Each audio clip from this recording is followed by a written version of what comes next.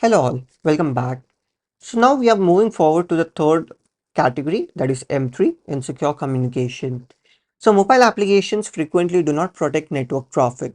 They may use SSL TLS during authentication but not elsewhere. This inconsistency leads to the risk of exposing data, session IDs to interception. The use of transport security does not mean the app has implemented it correctly.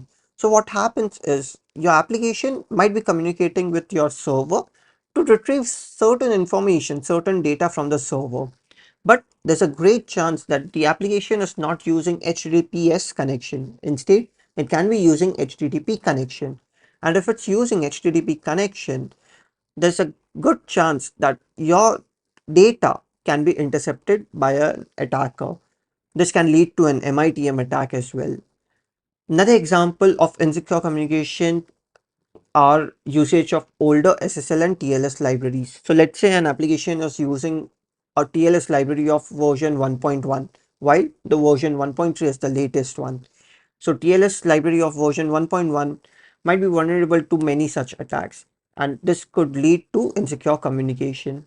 A second example could be SSL pinning bypass. So what is SSL pinning? Now, each and every mobile application should only communicate to its destined or should only communicate to its allowed application server. Except for the allowed application server, the mobile application should not communicate with any of the server. This is what we call as SSL pinning. Now, there's a vulnerability called as SSL pinning bypass, wherein you can tell the application that you can connect with another server. And this is how exactly we take the application and we intercept all the requests that are being sent and received by the application in a burp suite. So I've created a whole video on what SSL pinning is and how SSL pinning can be bypassed, what are the different ways to bypass SSL pinning into the dynamic analysis section. This is one such vulnerability that is repeated and that is given and that can be found basically in each and every application. A third example of insecure communication could be privacy information leakage. Now, privacy information could be anything. It could be the information about the application servers, it could be the information about the developers, it could be the information about the users who are using that particular application. It could be anything. It could be any PII, that is personally identifiable information. So let's move on to the fourth topic, that is, or the fourth category, that is M4 insecure authentication.